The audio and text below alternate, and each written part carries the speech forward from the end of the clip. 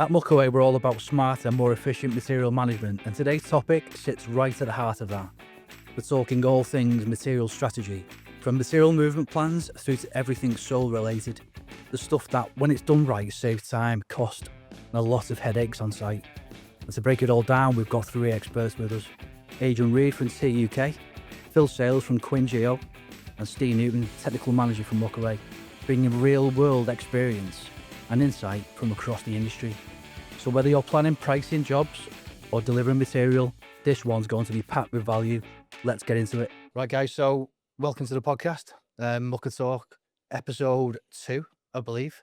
We've got Phil Sales from Quinn Geo Environmental, and we've got Adrian Read from Tier, and two experts, and our very own, of course, Steve Newton, a guy who's been in construction for 20 years. Steve, a lot of people say to me that this is the sexier side of construction. Is that the case in your experience? Not really. in all honesty, to be blunt, it can be. People may say that because they've gotten away with things for so long. Yeah. But the way the industry's changing over the recent years, it's becoming difficult to do that. And you know that now's the time to start doing it right. To make the difference, find out what you can and can't be doing. Yeah. And this is where these guys, come into it from our part. So we've got two real hard-nosed, experienced guys who have lived and breathed this type of stuff for a long, long time. Phil, what's your experience working in geo-environmental for Quinn's? Yes, Good one.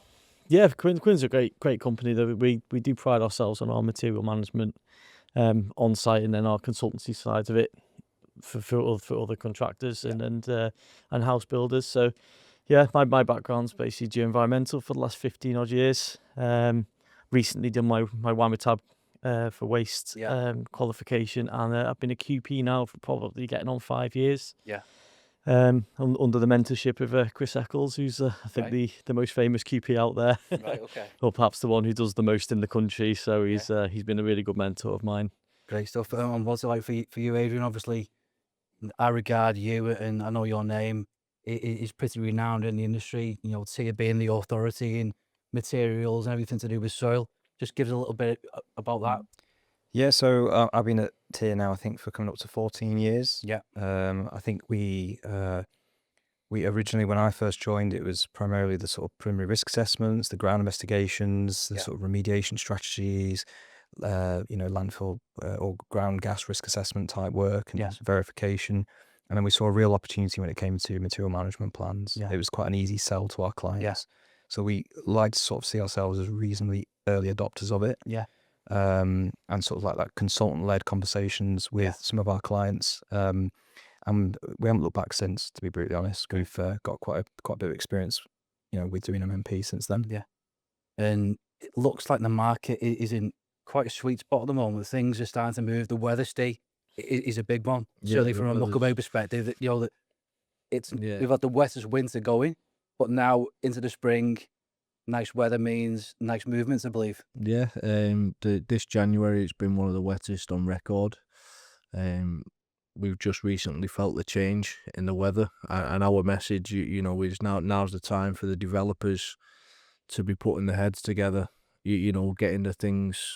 Getting the wheels in motion, so to speak, getting the material management plans set up, getting the testing done, just to make it, make it the way to go now. The weather's here with us. Yeah, and I'm just going to turn to you on that particular point in terms of movements and materials, Adrian. This is serious stuff. Some people sometimes underestimate this, and Phil, I'm going to bring you in a minute. I've not mentioned the dark arts yet, but I'm now going to mention the dark arts. You've got to do things right. Compliance is absolutely key here.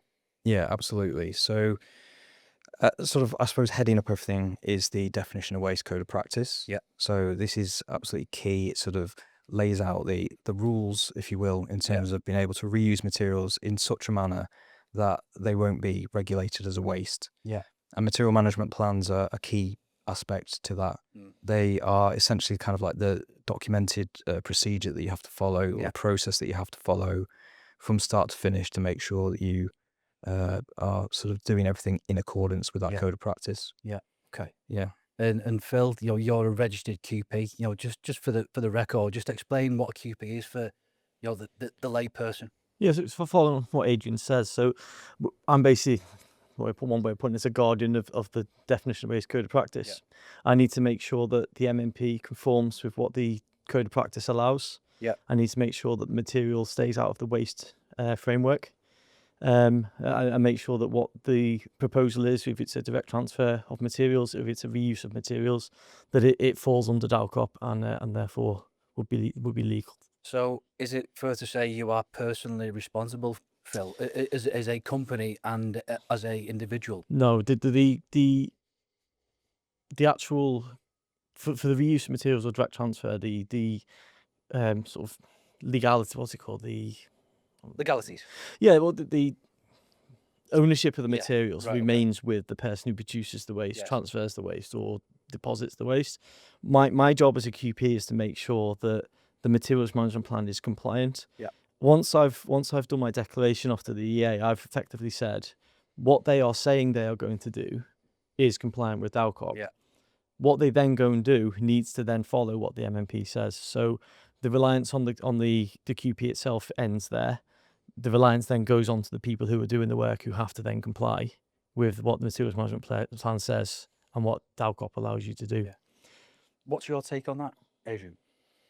Yeah, so I mean, I've got a bit of an analogy really to kind of sort of explain how all these component parts fit together, and it's kind of a bit like if you imagine a direct transfer scenario, which is kind of a certain flavour of MMP. So here we're talking about clean, naturally occurring soils being transferred from a donor site to a receiver site.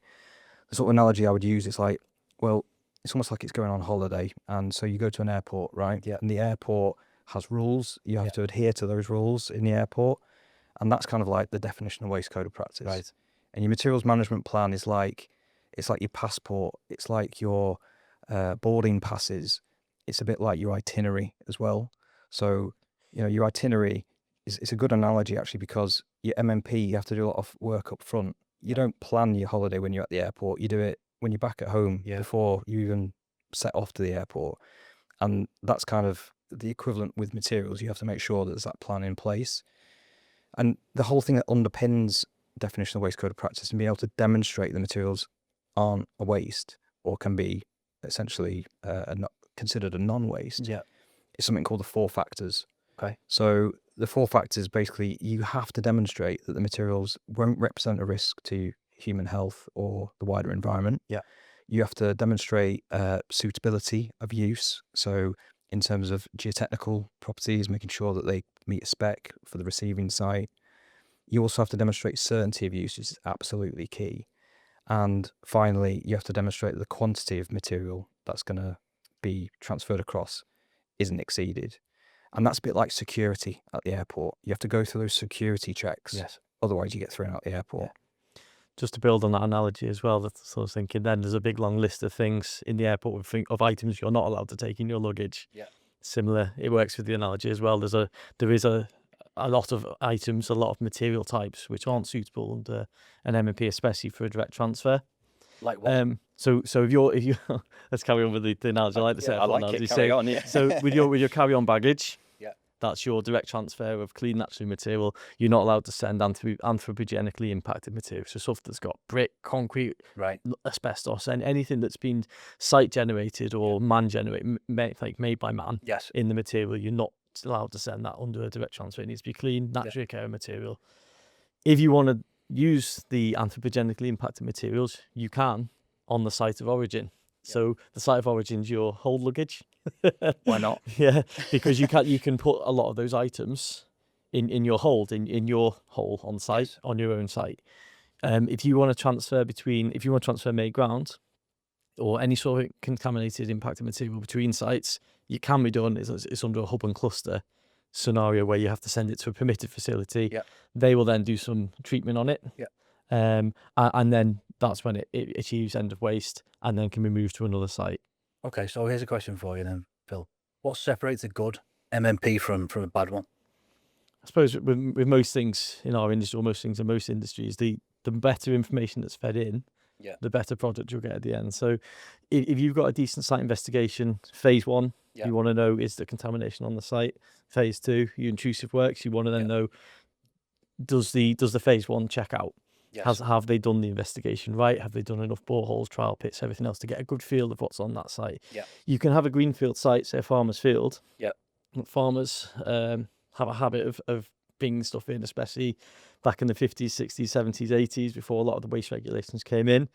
Greenfields can be used as upfilling, and there's been sites, farms I've been to, and you find all sorts on there, buried asbestos in, and oil dumps and all sorts on there. So you can't always take a phase 1 as, oh, it's a farmer's field, therefore it's going to be clean. Naturally, you then follow up with the intrusive investigation to prove that the material is going to be suitable. So back to your question, the better the information that goes in, the more detailed the MMP is, and the less risk there is of then transferring material which wouldn't fall under the outcome. Is there a minimum requirement for what information you need to generate an MMP? Yeah, there is. So for a declaration, there is a big long checklist basically that I have to fill out in order to do the declaration. A lot of that stuff is to do with the owner of the material, where's the material going, who's taking it there. It's a big chain of custody exercise, really. So you have to, I think Adrian made a good point with the 4 key items. So is it going to do any harm to the environment or people, and if the site's going to?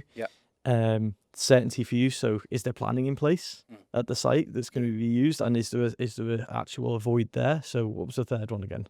Certainty of use. So we've got suitability.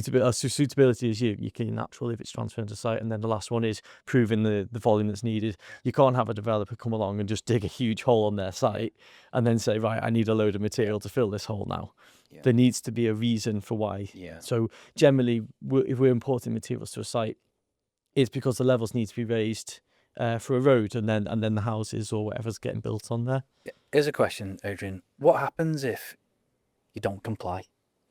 So if you don't comply, then there's a risk that materials you've moved are deemed a waste, and therefore you may have illegally deposited the waste on. Who becomes responsible for that? Is it the donor? So or would it be the receiver for not doing the due diligence? So we are starting to see sort of the entire chain potentially being responsible.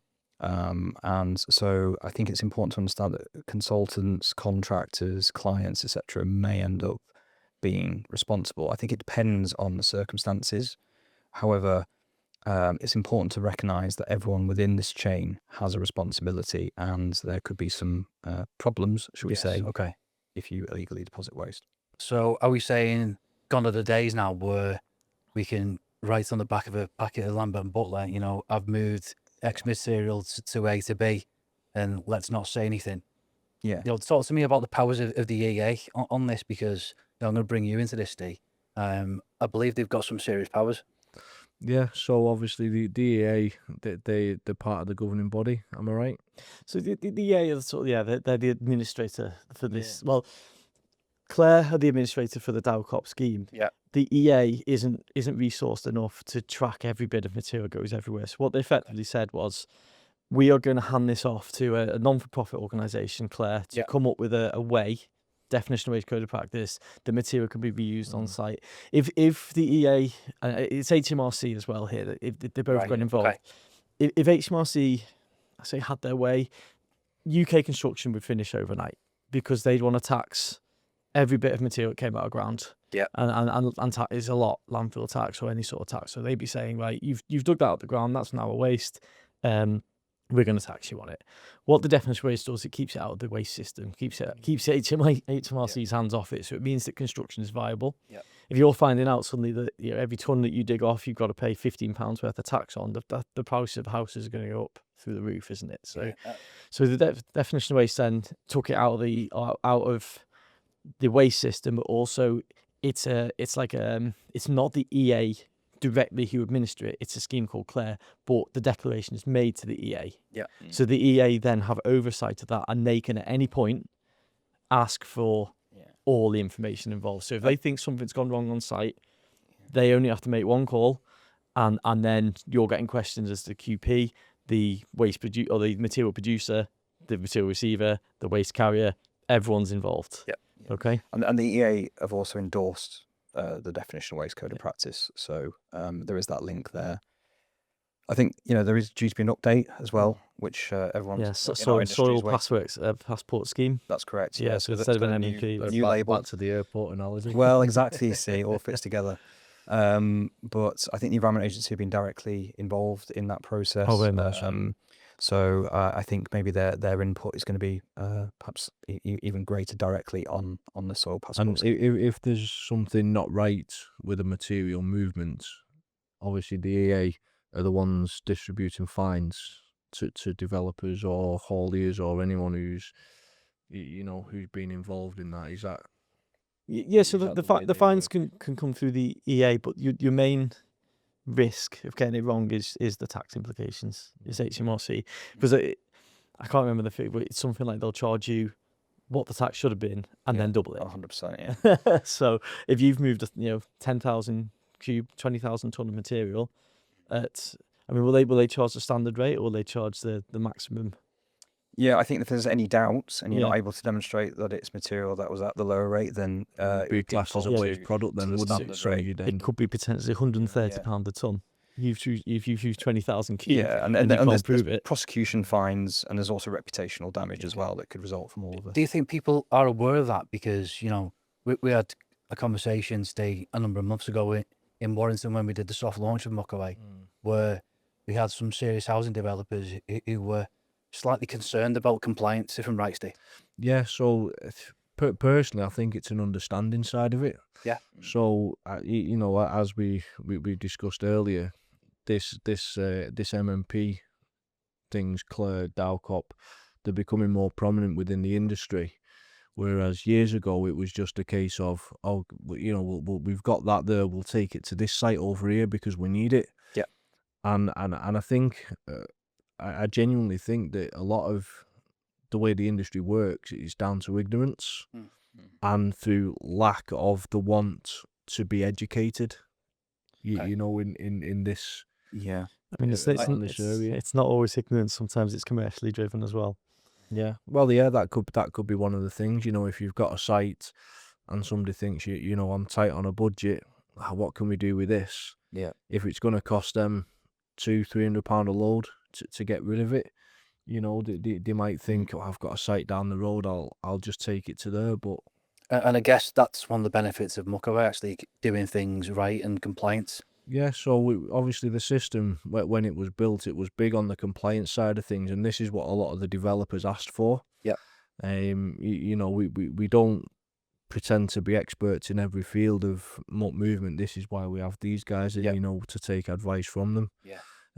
But we do know that compliance is one of the big things, Yeah. and everybody needs to adhere to it. So we built that into the MukA-Talk system at the developer's request. And again, what we're doing here is just trying to educate them further with the importance of, doing the right thing, getting the MMPs in place. Yeah, and I think we should say for the record as well, Phil and Adrian are both partners to MukA-Talk in their respective organisations. So yeah, so we're offering the geo services, and these guys are coming in, they're going to be helping us with that. Respected companies, respected people in the industry. And again, it just goes to show that MukA-Talk is here to help the developers. yes. So let's break it down simply. So what is an MMP and why does it matter so much? I think we have covered some of this stuff, but let's just recap, Phil, if you don't mind. Well, materials management plan is your way of demonstrating that the material you want to use, reuse, or move complies with the definition of waste code of practice. So the four I can't think of the word. The four factors. The four factors, Yeah. the four main driving things behind Dowcop, as Adrian spoke about earlier. Your MMP basically goes through and tells you how you're going to achieve those four things. Yeah. So where do contractors and developers go wrong with some of this stuff? You must see it all the time, Adrian. Yeah. I think early engagement is perhaps the primary message that I'd get out there, because if you want to do the right thing, but you're unsure how to do it when it comes to material movements and reuse, engage with a consultant so they can sort of provide you with some early advice.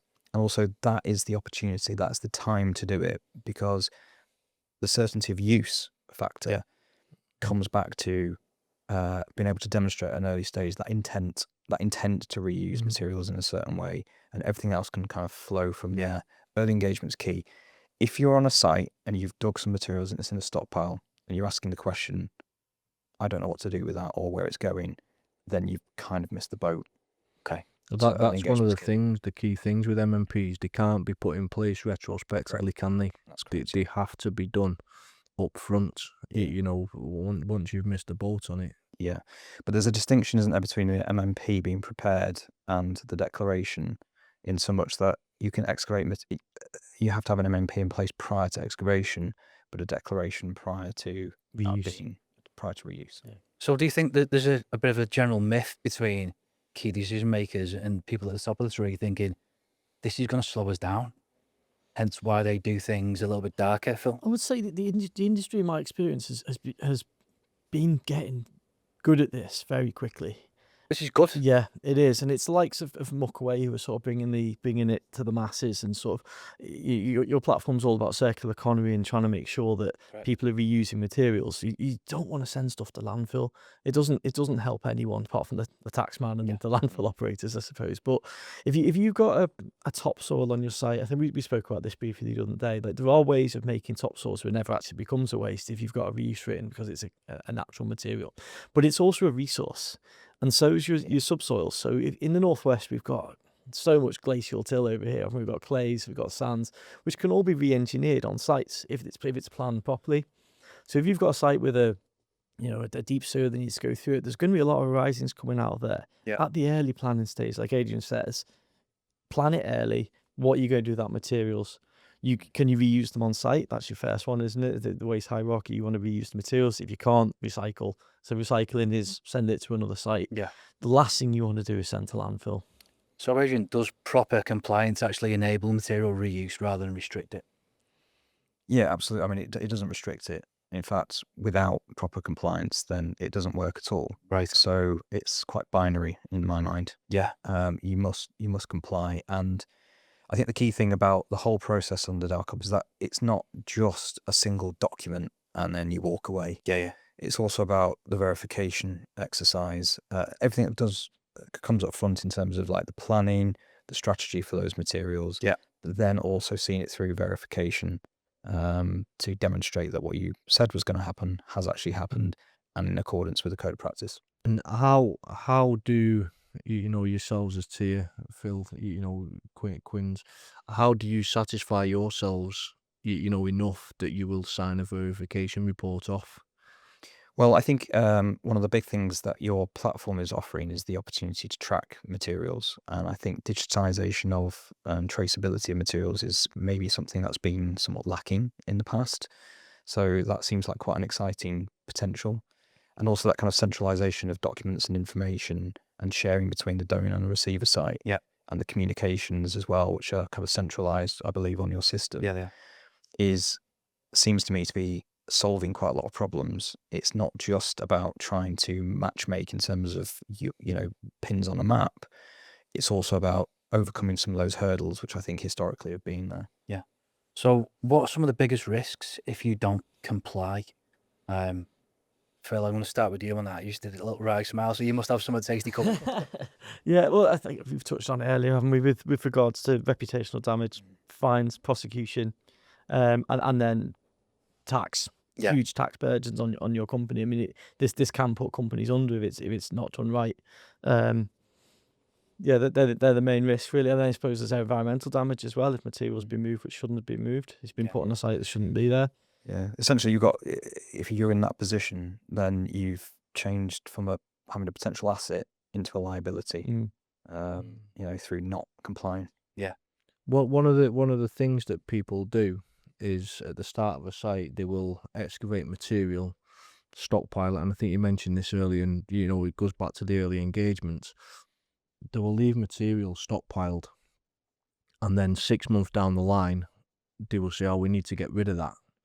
Can that be done? Can they get an MMP then? How long can a material stay there? before it's got to be moved? Can an Yeah, I MMP think- be put in place? So I think this is key, like early engagement to demonstrate that intent. And ideally, you would have a materials management plan for the donor site up front, or even just the form completed with and/or supporting documents to show that intent that those materials would be ultimately reused.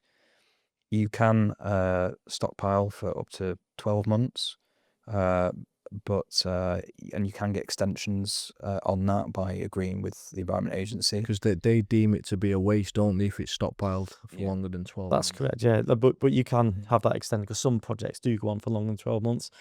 Part of the extension process, you'd have to show that you have a plan. Yeah. Yeah. So again, it's So would that just be a stockpile location plan? no, so a they'll- plan for that material. Right. So Yeah, it what- would what- have to yeah, be. Because How would they demonstrate that plan to So the likes that's- of the EA? that's the material management plan. Right. So the plan is basically saying that stockpile is going to be there for more than a year, but once the building's complete, we've got all this landscaping to do, and that stockpile is then going to get used in this big landscaping bund or this okay. noise bund over here, which is all been planned into the works early doors. What we're trying to avoid doing is you've got a big stockpile of material that's sat there for 12 months and you have no idea what you're going to do with it. Then it could potentially be classed as a waste. So, Adrian, let's think of a hypothetical situation, because I know there's loads of site managers listening to this podcast at the moment and saying, what should they be thinking about before they even start moving material?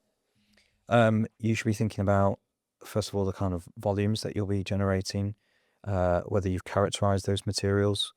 And by that, I mean in terms of chemical, understanding whether they are naturally occurring or made ground. And that is often informed by your, perhaps your preliminary risk assessment or your ground investigation works. And you need to have a plan for what you're going to do with that material once it's been excavated. So are there opportunities for reuse on site? Or indeed, is there a way of actually avoiding materials being excavated in the first instance? So we are talking about here a scenario where the material, we know there is going to be some material excavated as part of the works. If you've got a potential surplus, so volumetrically it doesn't work for you to reuse on your site, then you can start looking into potentially transferring via your platform to another site. And what's your experience, Phil? Because obviously there's Quinn Geo and there's Quinn Developments, obviously a principal contractor on many jobs.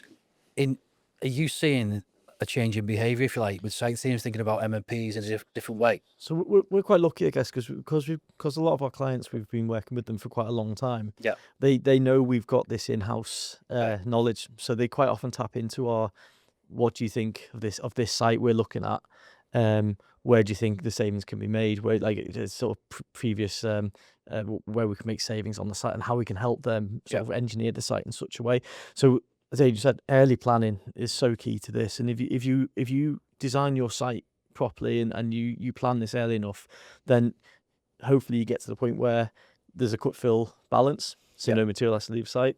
If you do need to do a cut, then the right materials leave site and go to the right places. And then if you've got a fill, again, you're finding sources. I mean, one of our major clients, house builder, has lots of sites. Yes. So one of the things they do is to say they've got an excess on this site and a fill on this site, they'll try and transfer between the two, which again is where MukA-Talk comes in.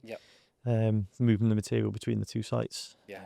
And of course, you've got to collaborate, which is the key pillar of this organisation. Collaboration's key on everything, isn't it? Nothing works without good collaboration. But I'm going to touch back on something that Phil mentioned about cut and fills. So a lot of the cut and fills that developers get, the isopachyites, are just surface to surface with estimates for drainage, estimates for foundations. And with the early engagement, they're looking to put, or they should be looking to put MMPs in place with the quantities on that cut and fill. So they don't always come to them quantities. Do you know what I mean? So what happens if the quantities are wrong on an MMP? Can they be amended? How are they amended? What's the process? So once the declaration's gone in, the declaration is done. There is some leeway. If you've got the best intentions and you've tried your best to show that the volumes you're going to generate were a certain volume, but you've actually generated a little bit more, there is some leeway in that. A secondary declaration, grey area. You should have planned it better. You should know what volumes you were going to generate. If things have changed on site, I suppose as soon as you know those changes are going to happen, another declaration could be made. Yeah, I think I've seen situations where declarations have been updated as well. Yeah. So an MMP can be updated at any point. Yeah. But once the declaration's done, you can't touch that then. But I'm saying about if the MMP gets updated, but say the volume changes 100% change, you don't see that very often, to be fair. Right, okay. I'm just trying to think whether a secondary declaration could be made, because as long as you know that's going to happen, that material's going to happen, and before it gets excavated, I don't see why not. Yeah, I think because it's not retrospective, is it? No, I think it's also about, it has been the spirit of the MMP in the sense of like, why are you seeing extra volumes? Because going back to the 4 factors, one of them is about quantity. So there is this kind of determination that you have to make your best efforts to estimate what that quantity of reuse will be. And if there's a significant variation, I think you'd have to have good justification for why that's happened. So could that be from a drone survey, for example? Well, I think getting better data and traceability of materials is absolutely key. Yeah. I understand through your platform that's one of the hurdles that's overcome in terms of being able to bring in surveyors. And so having that comfort within the whole system, particularly when it comes to sort of direct transfer, I see as being a real positive. And I think being able to kind of almost in a live manner track volumes versus what was expected seems like a really powerful capability. If we go back to the stockpile scenario, if they've demonstrated they're going to stockpile it and but it is done for reuse, regular surveys of that material before it's moved, after it's moved, to see what's still there. Was as part of the one thing, as part of the verification, as part of the verification process, you need to do that. You need to show that if your materials management plan says we're going to excavate so 5,000 cube of clay, and it's going to sit in stockpile for 6 months, and then we're going to reuse it in this area. You then have to verify you've done that. So the best way to do that is with your drone surveys and surveys. What would you say about people say, oh well, there's all my haulage tickets, as part of a verification for quantity, because the so much can change with what goes into a haulage truck, with the the volume. The volume, because they're based on weight, aren't they? So the water content in the material can make a massive difference. Bulking, so it's not a case of here's all my haulage tickets that adds up to this, because it's not necessarily right. In the MMP document, there is a box in there which talks all about bulking and engineering, and how is there going to be an excess bulking, so you sort of work on maybe 10-15% bulking factor, and then you're re-engineering. Again, are you actually going to re-engineer it under a specification, in which case you're going to compact it to a certain density or strength or conditions. So you those things should be worked out to the best of your ability. Again, it's best endeavours, isn't it? Yeah, absolutely. And it's recognised, as you pointed out, in the MMP form that this can happen. And so it's about, again, trying to plan for it, essentially, by accounting for it in your volumetric assessments. Yeah. And as your consultancy services, do you offer that, to write the specifications as well? Yeah, absolutely. That's something we've done. We've done earthwork specifications in the past, and you're absolutely right. So, one of again, going back to the 4 factors, one of them is about ensuring that the suitability for use, so that the materials can be maybe re-engineered, or, understanding exactly how those materials are going to be used is key. And an earthwork spec could be a key part of that. One of the things on that is it's the quality of the material as well. Yeah. Because you can't bring in a worse material than what's already on site, can you? Yeah, that's correct. It's always got to improve the receiver site. In terms of use, chemical concentrations. Yeah. So what would good look like in the industry? I'm going to ask each of you the same question. If the construction game got this right, because clearly there's some companies who get it right all the time, but there's some others, Phil, I'm coming to you first, who actually don't do it right. I suppose the advantage that comes from the advantage of the MukA platform, because you're linking, as I said about this large house builder we work for, who transfer between their own sites. Now, if you open out every site, there's a lot more options there for different types of material. The length or the distance between the sites. Yes. Because there's no point hauling stuff all the way from Oldham to North Wales if you've got 2 North Wales sites. Correct. So it's I think opening the platform up or opening the number of sites up, It's opportunities, essentially. isn't it? decreases the potential travel time, increases the volumes and variety of materials available, because you don't always want a clay. You might want a granular, you might want a Yeah. sand, you might want some sort of fill material for a certain specific purpose. If you're just relying on your network Yeah. yourself, you might not have that in your network. Of course. But if the Muckaway platform does what it says, and hopefully it takes off like it hopefully does, it does open up a lot more potential for the movement of materials. Ultimately, circular economy. Yeah. You're trying to keep things away from landfill, and reuse the materials as a resource. Adrian, what's your take on that? And I wanted to kind of crowbar in the landfill tax on it, because I know 3 of you have mentioned this, and we all know through the budget, I think it's going up 115% landfill tax, so it's absolutely For the lower rate, yeah. 100%. That is now factored into the commercial minds and key decision makers of these organisations we're talking to, Steve. Yeah, so it's obviously with the landfill tax going up, it's just blowing budgets. I think there was a report done by the HBF, and there's a lot of SMEs, over 50%. I think it Really? actually said, don't quote me on that, but I'll quote you on it. I'm sure it's over 50% are concerned. Yep. And they're not doing as many land viabilities. They're not looking to build as many houses because they just don't know where the expenditure is going to stop for them. Is it going to be feasible? They don't know what to do. And again, you know, when we're going out to all these SMEs, Muckaway platform is one of the answers to that. It's a solution to that. By sharing the material and following the correct procedures, you're chipping loads off your budget. Adrian, do you want to come in on that?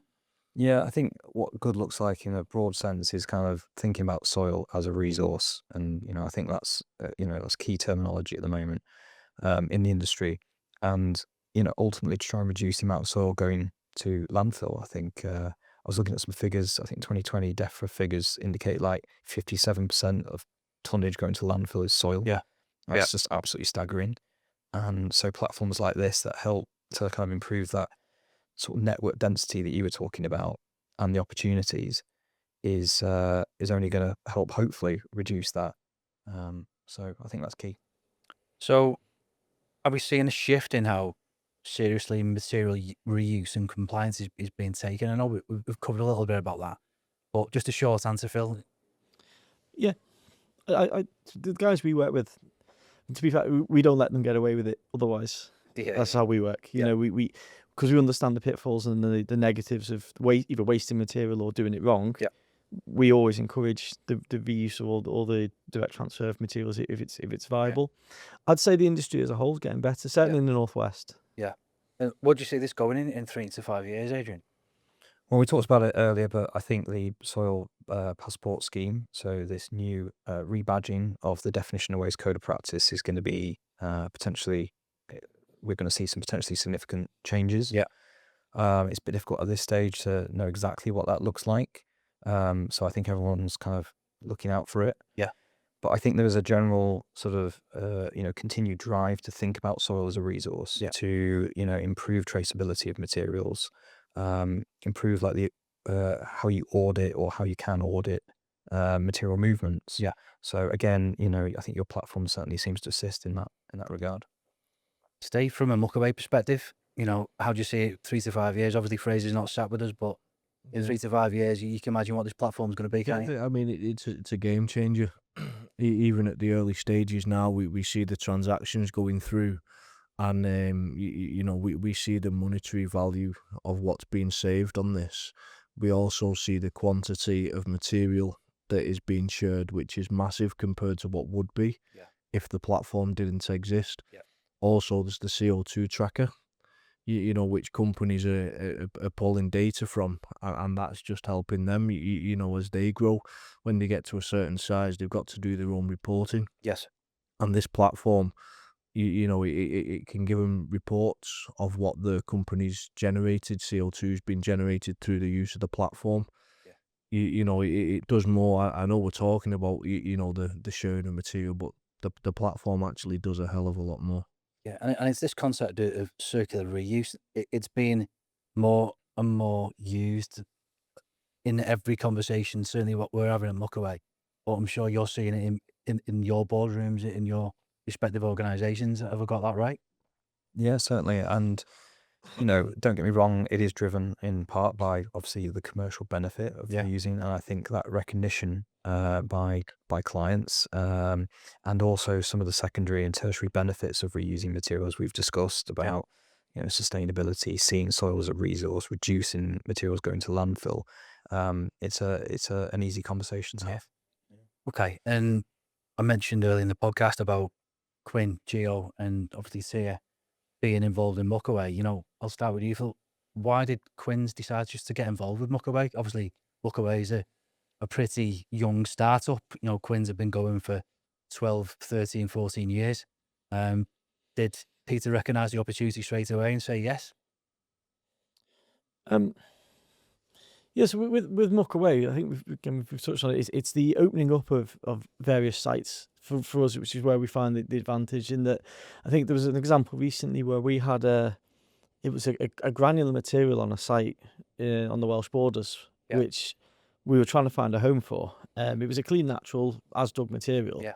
And then you gave us the option of a site which was building a noise bund along a motorway, wasn't it? And then and they needed something like 25,000 cube. Yeah. And through MukA-Talk, we just like, well, there's a home for that material. Great, there's 3,500 cube off our site. Gone to a reuse project, and they've reused it and re-engineered it in as a granular fill. Yeah, and that's just one example, Steve. Well, that there again, I know which transaction you're talking about, but you guys would never have spoken without the platform. That's right, yeah. So I mean, we'd already sort of exhausted our usual routes of going to our friendly hauliers, speaking with the house builders or the projects we were already on. No one needed that material, and so we ultimately would have ended up sending it off to a landfill. And from a tier perspective, you know, why get involved with MukA-Talk? Well, I think you've got a platform here which, like I said, overcomes some of the hurdles that historically have been there when it comes between, you know, matchmaking sites and moving materials between. And I think it's important that you are focusing on compliance. Yeah. That is absolutely fundamental, as we've discussed today. So I think there's, you know, it's quite exciting from my perspective about the opportunity given through your platform for us to be potentially involved with respect to compliance and assisting some of your clients. I think we need to recognize that sites may be different and the situations may be different. We might be talking about slightly different types of soil, and ultimately the receiver site might have a different specification from one site to the next. Yeah. So quite site specific, and I think this is where we might be able to come in and add value. Yeah. So on that note, Adrian, when people are putting in an MMP, who is responsible for making the decision whether that material is suitable? Does that sit with the receiver of the material? So I think both the donor and the receiver site would have some responsibility. Ultimately, the material is going to reside at the receiver site. So we have seen situations where the MMPs are declared from the receiver site. But as we mentioned earlier, that kind of early intent for material to be excavated, that really is on the donor site to demonstrate. And so we've seen situations where maybe an MMP form or some evidence to show that intent has to come from the donor site. So that the whole system works. On that note, obviously there's potentially a little bit of confusion within the construction industry on whose responsibility it is to have the MMP in place. Do both sites need the MMP in place, or can just the receiver have it in place? Or even, well, I've seen it previously where it's the donor site that has the MMP in place and the receiver doesn't. What's your thoughts on the way that should be done? The receiver site has to have an MMP in place because they're reusing the material. The donor site should make sure that the receiver site has an MMP in place to make sure that material achieves end of waste. So the donor site itself. Sure, I mean, I think every site should have an MMP in place. Whether or not you do a declaration on it, it is based on what the material that you're digging out of the ground and what its intended use is. So if a site can have an MMP in place, but they don't need to declare it. That is a scenario, yeah. You don't always have to do the declaration, but it's only with certain types. I think we spoke about topsoil. Yeah. So topsoil doesn't always reach a definition of waste. So you can strip topsoil on site, and as long as you know that's topsoil, it's proven as topsoil for your SI, it stays out of the Waste Framework Directive, so it never actually gets classified as waste as long as you are going to reuse it. You never intended to discard it. Yep. Generally, though, if you stick a bucket in the ground, it's more likely they're not going to It be will. classified as a waste. So the DALCOP keeps the waste out of the waste framework. So the receiver site has to have the MMP in place in order to receive any And materials. can someone just turn up as a spot check on a site and say, let me see your tickets, let me see your MMP in place, or So the EA can do audits, yeah. So if every year I don't know how many they do, but they certainly just pluck a bunch of declarations that have been made. yeah. And I've had an email as a QP to me to say, All right, okay. we've picked this site. Can you contact the people involved, or they've contacted the people involved, and then I've been included in the emails to do with that. So the onus really sits with the waste producer, the carrier, and the receiver to prove that they've done the works in line with the declared materials management plan. Okay. Do you as a QP or as a consultant, Adrian, do you guys ever get audited to make sure that you're doing things right? So we have had Claire audit a couple sites, so we've had to provide information to help support that audit. Yep. And again, it comes back to an auditable trail, something that you can very quickly present in when that's requested. Yes. I think if I was in Claire's shoes and I was waiting a long time for that information to come through, it might suggest that you don't have not an there. auditable trail Yeah. there. But I'm not aware that they actually provide sort of positive feedback, if you will. They only kind of make you aware if there's any So significant issues. no news is good news on that front. Exactly, yeah. So as a QP, if I'm found to have done a declaration on an MMP which wasn't compliant with DALCOP, I can have my QP ship taken away from me. And it also affects you. I'm chartered as well, so it can affect my chartership because you haven't been doing the right thing, which is what you're meant to do. So let's end on this then. If is the one thing the industry needs to improve, what would it be? And I'll start with you, Adrian. Recognizing soil as a resource, having it right there at the very start of a project. In terms of a strategy for materials. Phil? Early planning.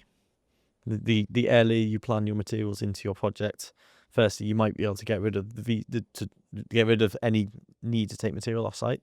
If you plan the project right, if you fill with your levels a bit, you add a noise bund in, or there's ways of adding things into planning. But if you've managed to get that into your planning condition, you can make the reason to take material off site go away. Early planning, I'd say, is the main thing. Early engagement. And Steve? But it's exactly the same, isn't it? It's a repetitive thing that we've spoke about all the way through this chat. Get in earlier, do what you can do, to make it so you don't need to remove sites, remove material from site.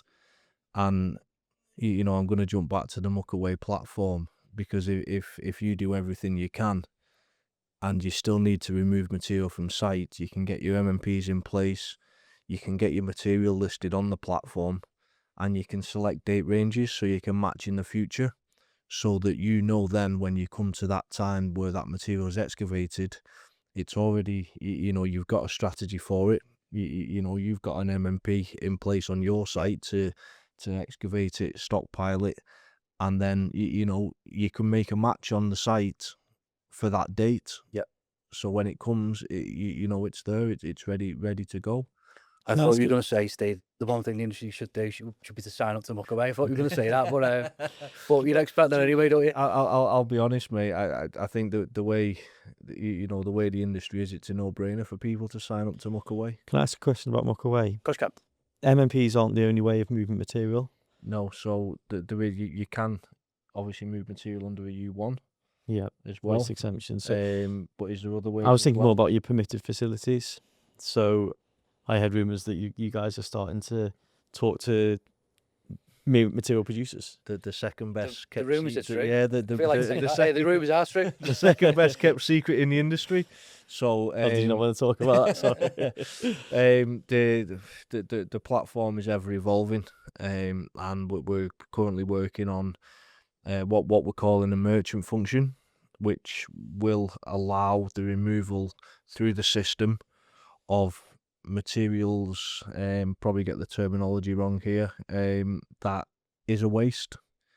And what the platform is going to allow you to do is list a material on the platform, and we have merchants. So these merchants will have wash plants, recycling yards, treatment facilities, and they will get notifications.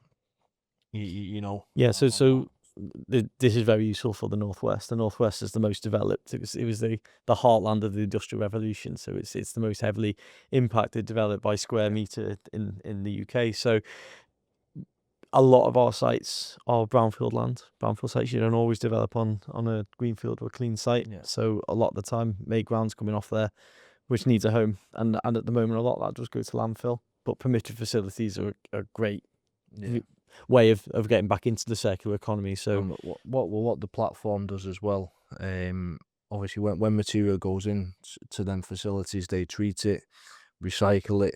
Sometimes they get byproducts at the end that can then come back into the industry. Well, that's the recycled material. The aim of the permitted facilities is to achieve end of waste. So like a wash plant, you can get everything from a filter cake clay right the way up to a large aggregate like 120 mil clean, something like that.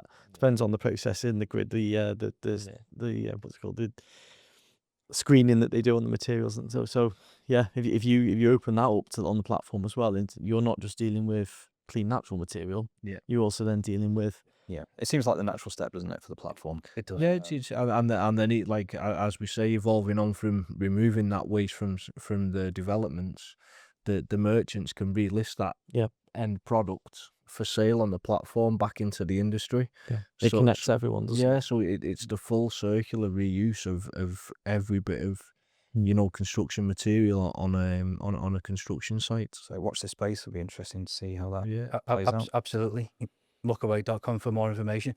At this point, I'm going to say, Phil, thank you very much for coming in today. Thank you as always. Adrian, great to have you. Thank you very much. Okay, thank you. Yeah. Thank you.